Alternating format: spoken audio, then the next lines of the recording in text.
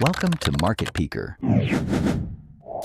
Today, we're talking about two of the most popular Forex trading platforms, MetaTrader 4 and MetaTrader 5. Knowing the difference can give you a real edge. So let's get right into it. MetaTrader 4, MT4, is widely used in Forex trading.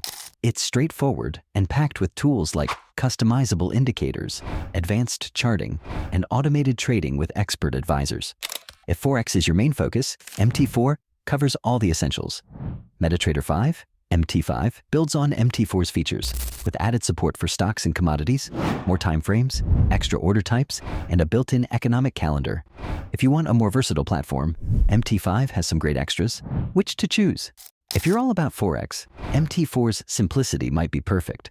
But for multi-asset trading or more advanced tools, MT5 is worth checking out.